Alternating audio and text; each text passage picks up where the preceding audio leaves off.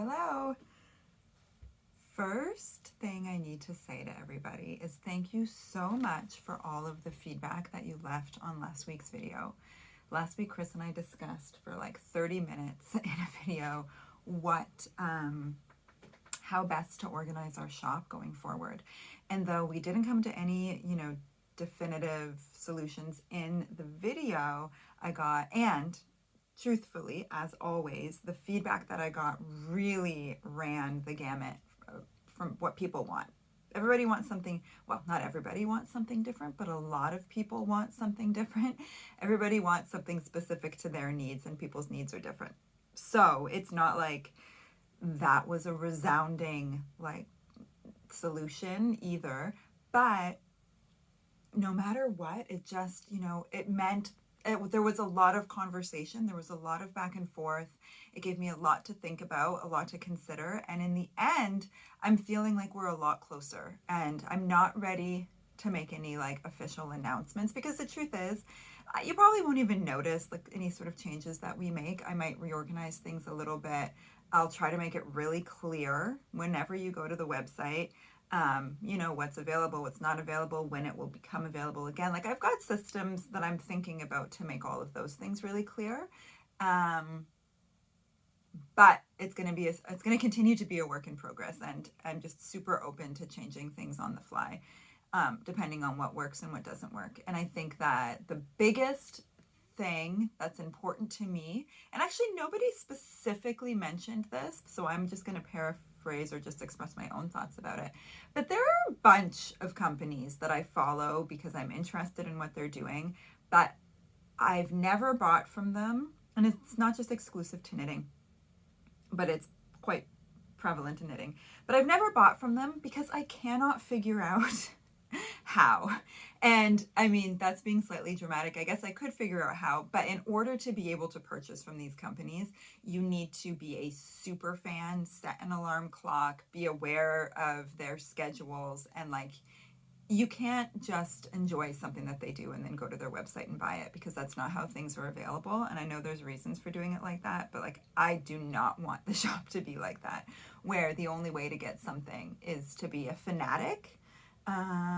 It's just not for me. So at any rate, thank you so much for all the feedback. Thank you for the emails and the messages that you were sending me with sort of thoughts and ideas and whatever. And sorry, I'm very fibrous in here, so I get tickled sometimes.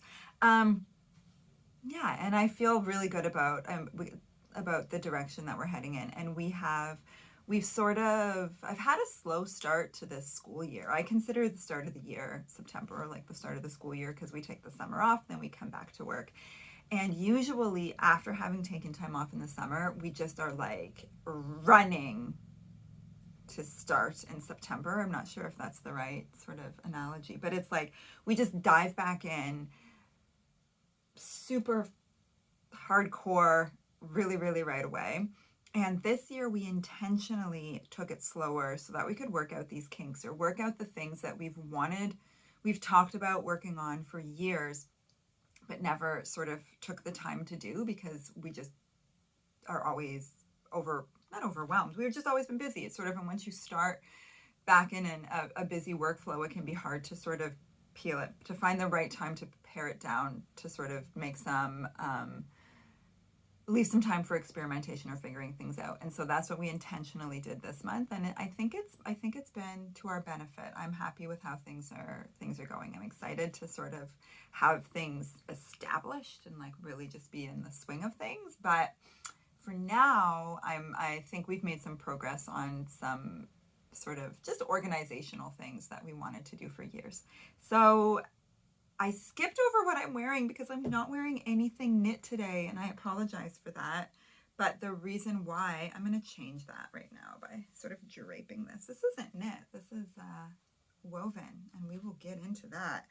But I'm really committed to doing these regular episodes for YouTube, and if I just don't want to put too much pressure on myself to always have to be dressed, because that's absolutely something that that would stop my ability to do it, because there will be some days where I just do not feel like, you know, fully doing my hair and putting on an outfit and like doing a thing. So today you're getting like messy fun and just like the cozy sweatshirt that I'm wearing for work today. And the kind of, I mean, I don't know why, the thing that's relevant about it is that this color is essentially a match for our Delightful colorway. Actually, Delightful is quite a bit darker. Delightful is bolder. It's also the color of my bicycle, and it is a colorway that I absolutely love. I have a bathing suit in this color as well that I would often wear with this over it. And when you've got a color that you love, a favorite color, it just makes all of your shopping easier. Like if I see something in that color, there's a good chance, or you know, if I'm out shopping, this was probably available in another color. And when I saw this one, I was like, no question, that's the one. So it's also a quarter zip, which I am obsessed with. I wear this. I mean, I love, I wish the neck was maybe a little bit higher, so it was more of like a turtleneck zip. But at any rate, I love a quarter zip. And as we get into my projects I'm working on, I will discuss my love for the quarter zip a little bit more. So I'm going to tell you what I knit this week. Have not been knitting much since this month of September, but this week I knit a hat. This is a little hat that I knit for my daughter. It was supposed to be for me, but it's too small because these cables really, for me, I just mean it was supposed to be an adult hat, but it only fits my 5-year-old because the cables really suck in the fabric. These huge, cushy, I mean, they're so delicious. I love the cables, but and I knew that they would take away from the stretchiness, like the stitch count. If you knit something in stockinette stitch or in lace or in garter stitch, I mean, lace in particular, it's really stretchy and it'll really expand when you put it on your head. Cables suck fabric in, and they also make it less stretchy. And so, you know, you account for that when you're designing something with a lot of cables. But I didn't account for it enough. And I didn't do, because a hat, I knit this in a day. A hat isn't, it's not something that I would generally make a swatch for and then make calculations for. I'm just going to knit another one with more cables, a larger one for an adult, and then work on the pattern for that. And it'll be probably, maybe it'll be like the first pattern I publish this school year. But it fits my daughter really well, and that's the other thing. It's like I have enough people in my life. I've got nieces and nephews. I've got people with bigger heads, smaller heads, and I'm just not too fussy about how my first prototype hat fits. But I'm also really into the color, and I think that this colorway was a colorway called Alpha that we did for, we've had it available for a while. I'm going to have Chris dye some more soon because I think that's what it is. And it's hard. We've done so many in this sort of family. Another one that it reminds me of a colorway that we do called Skyline or Skyscape. Forgive me, Skyscape. But I don't think, but it's not. Skyscape has darker speckles. At any rate, this hat has been a fun return to knitting, and that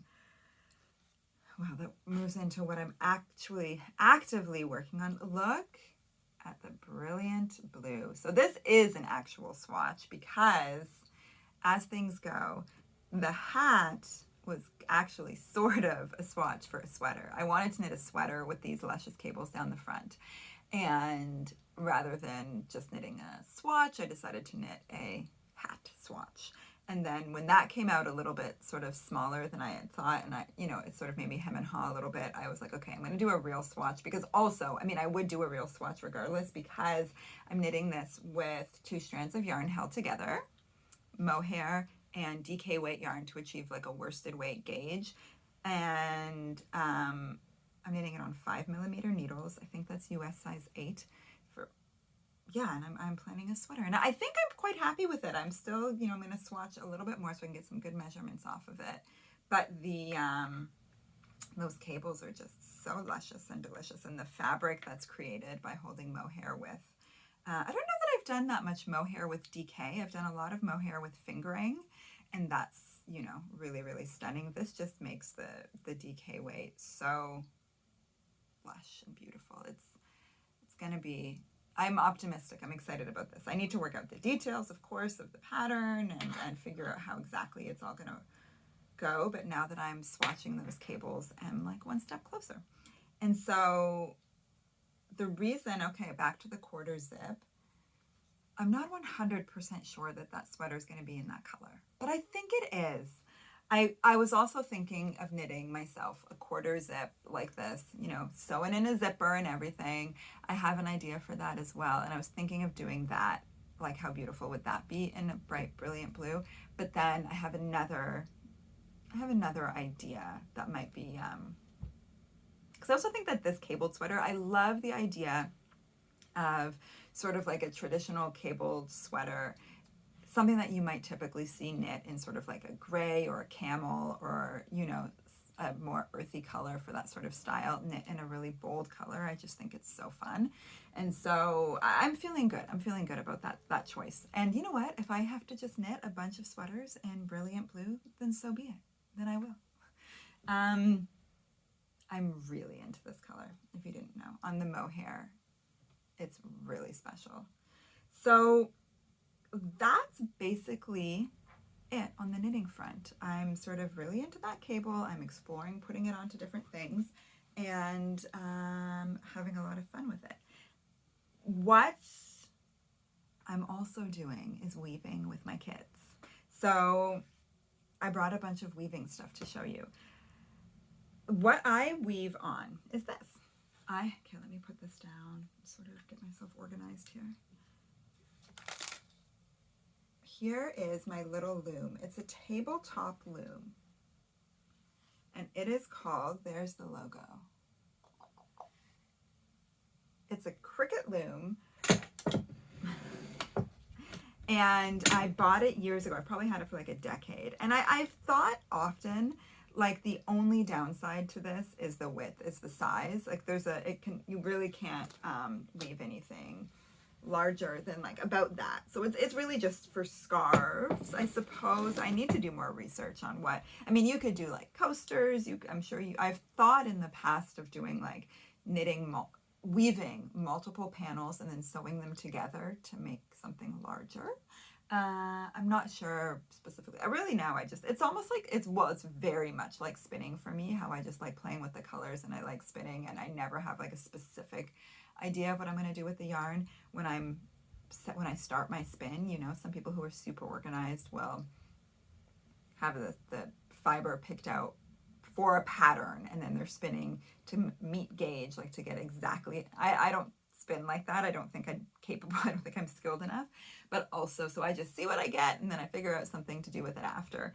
And one of the things that is so beautiful to do with handspun yarn is weave. This I wove years ago. I think it was one of the first ones that I did where I was like, oh wow, this is magic. This is so good. And it's so skinny because I had to do the warp, which is, you know, you do long threads going back and forth this way, and then the weaving is with the up and down, going back and forth. So the warp, I used a leftover multicolored sock yarn. You can see it in the ends here. And I just ran out of yarn. I underestimated the amount of yarn that it required to warp a loom. And then I also made it super long. Like, I'm not sure why, but it's just longer than it needs to be, particularly for the proportion. But the color is so gorgeous. So I did the warp in a multicolored sock yarn, and then I wove in this hand spun, roughly fingering weight yarn, I guess. And it's soft and it's beautiful, and the way the color changes, and you can see the warp going through all the multicolored, just little flecks coming through the weaving. It's so beautiful. And I honestly completely forgot about it. I haven't, you know, I'm a knitter. I knit, and then I forget that I sort of know how to do a few other things, including weaving. And then every once in a while I remember, and I'm delighted. And I got into a phase a couple of years ago where I remembered you can weave a scarf in like 2 days. So much faster. Well, I mean, maybe in 1 day. Depends how much you did it, I guess. But and I did one for my brother 1 year for Christmas, and it was so successful. It was so pretty, and he really liked it because the fabric is it's very different from knitting or from crochet. It's thin. It's like fluid. It's really beautiful. And I remember at the time thinking, I got to do this for everyone. Like, it would be realistic for teachers' gifts. You know, it's like the amount of investment of time is just not as much as a lot of the other crafts that I do. So it also has made it wonderful for the kids. My kids, they all know how to knit. My kids are 5, 8, and 10. They all know how to knit, but they do not, the follow through, like the commitment to start and finish a project in knitting, as we all know, it's a lot. So my eldest has had quite a bit of success knitting hats, large, like chunky hats, because that is less, I mean, they're just faster to make, and they need more instant gratification than me, who will work on a sweater for, like, you know, a month. It's hard for them to work. They you know, to stick with something that long, they just lose interest. And so I'm trying to find other, you know, just ways to explore their creativity. And so when I remembered or saw my loom on my shelf, I was like, I bet the kids could do that. Now, this loom isn't designed for kids. It's an adult loom, like it's a loom. It's not marketed for kids or whatever, I guess is what I'm trying to say. And I don't think that my 10-year-old could warp the loom on his own without me showing him several times first. Like, we've done it twice now, and we do it together, but I mean, even I watched a video both times because I don't quite, you know, it's a little bit precise. It's a bit finicky for, so just to make it clear that, like, it's not exclusive, it's not a hands-off kids craft. But once the loom is set up and they start weaving, it's just, you put it's just back and forth. Like, you take this, go through this, and then you move it, boop, put it down, go through again, put it up, go through again. Anyways, you watch a video on YouTube. This was not an efficient demo.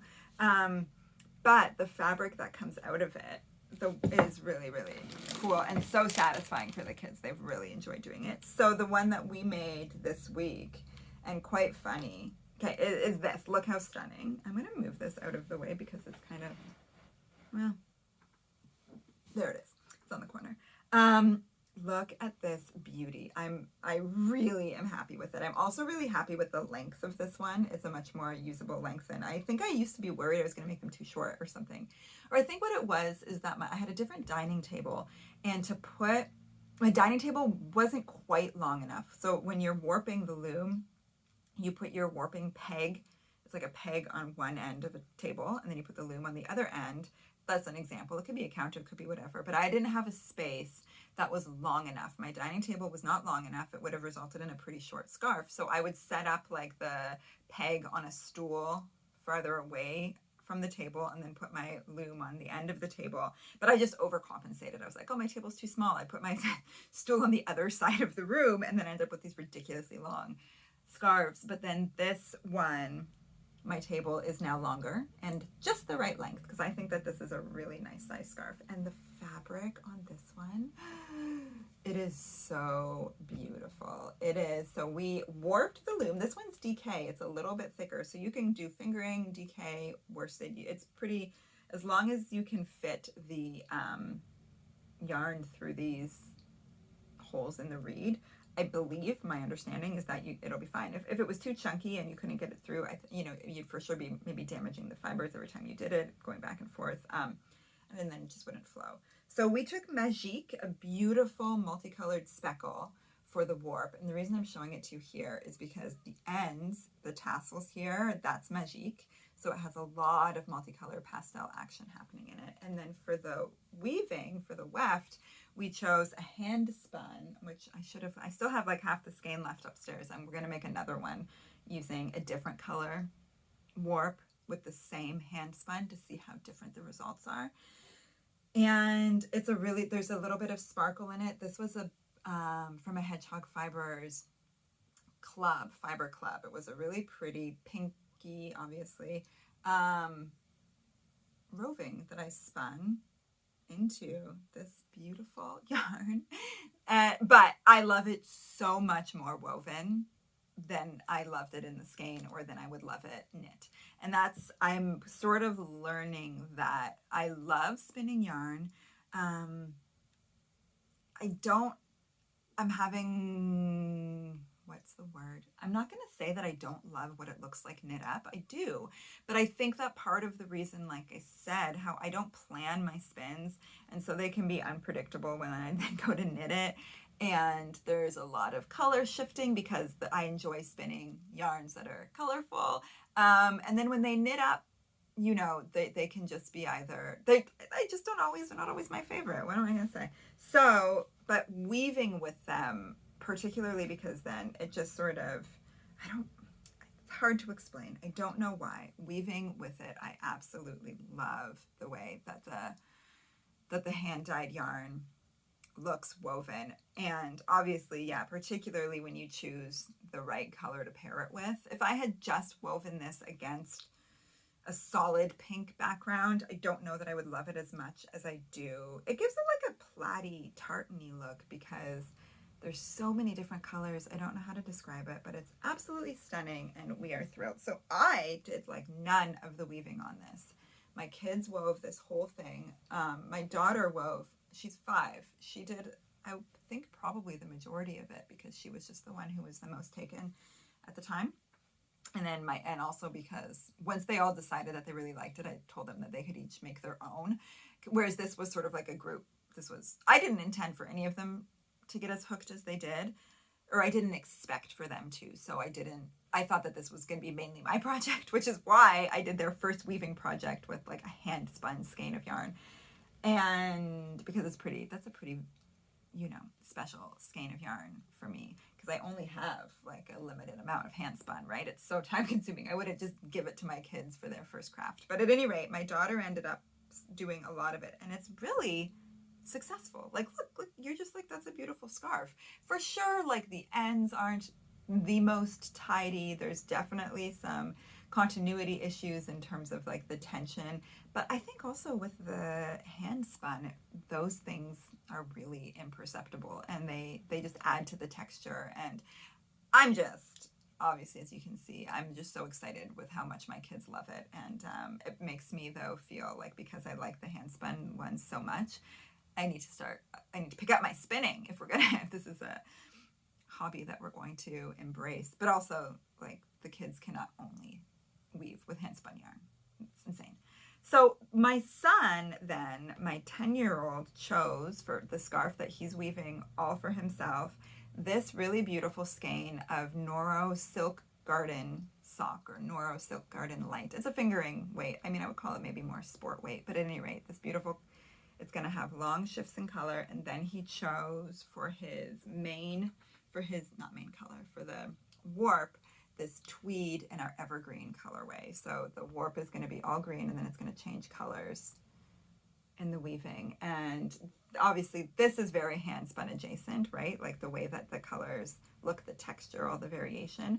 I'm really curious to see how this works out because this too, the tweed has some bits of color, but not as much as like a speckle or a multicolored yarn, obviously.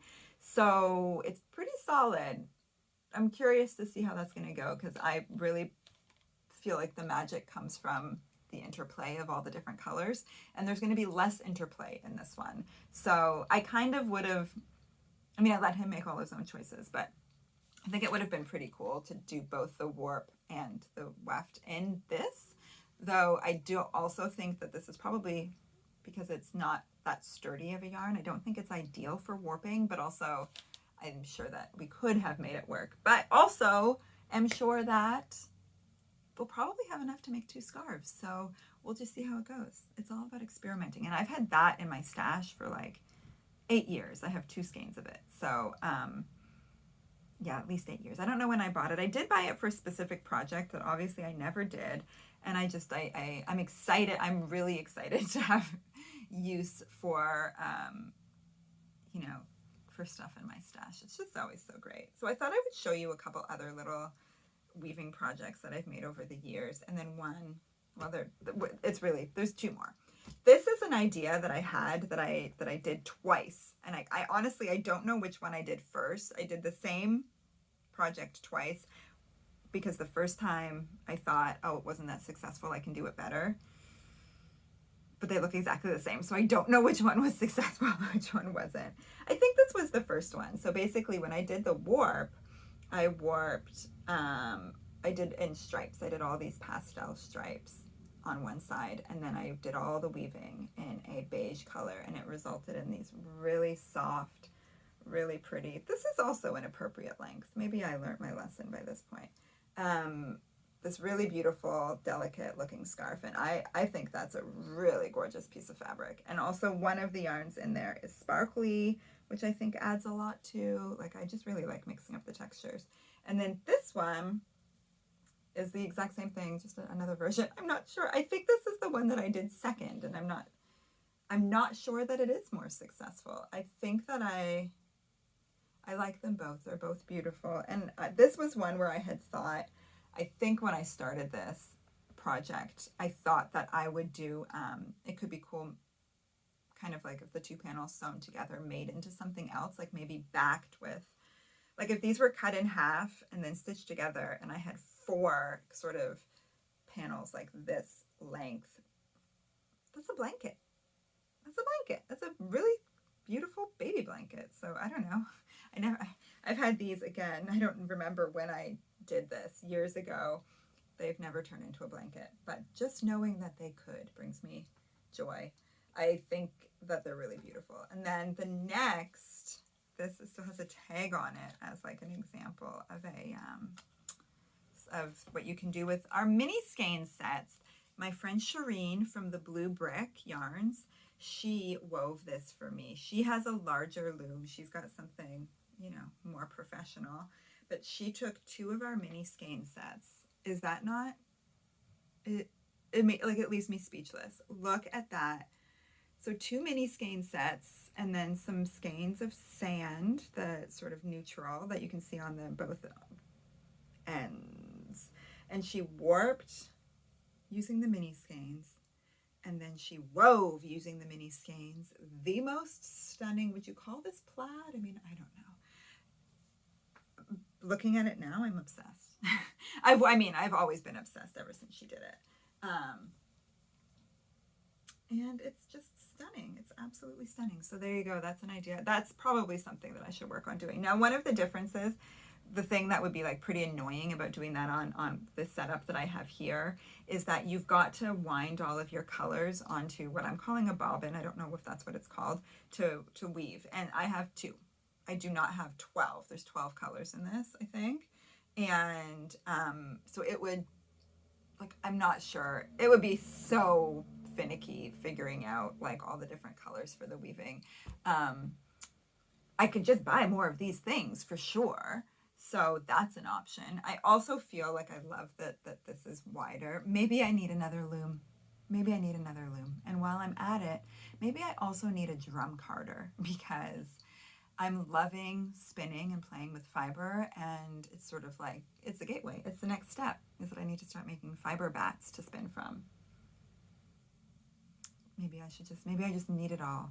And I could see a larger loom in my future first. But at any rate, not like one of those big. I'm not making like, I don't think I'm proficient enough or a good enough learner to get one of those beautiful massive looms that like takes up an entire room, and you can like make actual, really not just sort of artsy scarves with.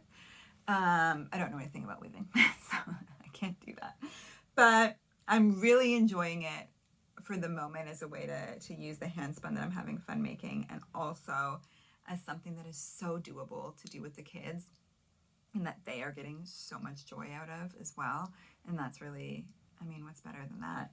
And so I think that that's it for me today. I think that I just really wanted to talk wax poetic about how fun it is to weave with handspun. Just look at it.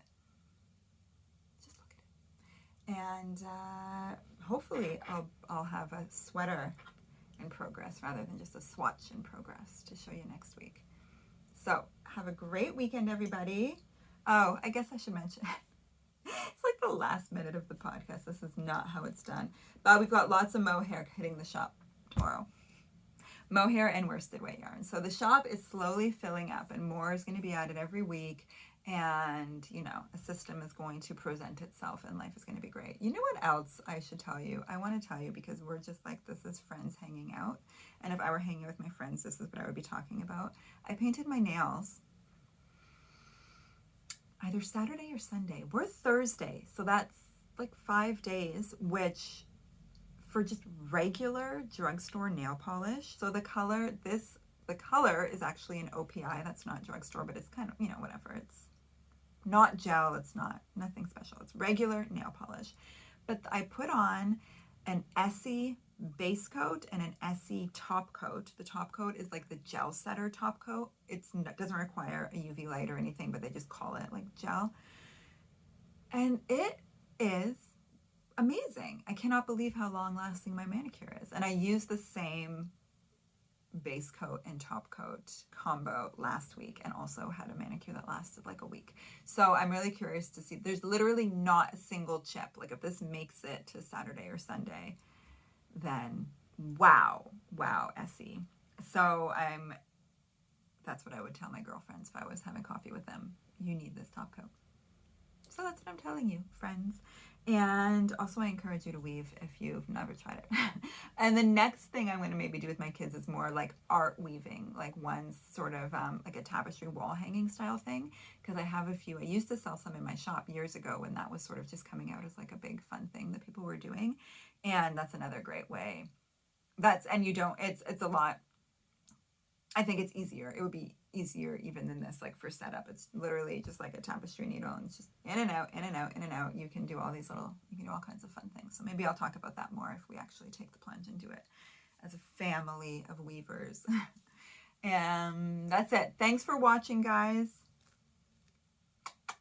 Have a great weekend.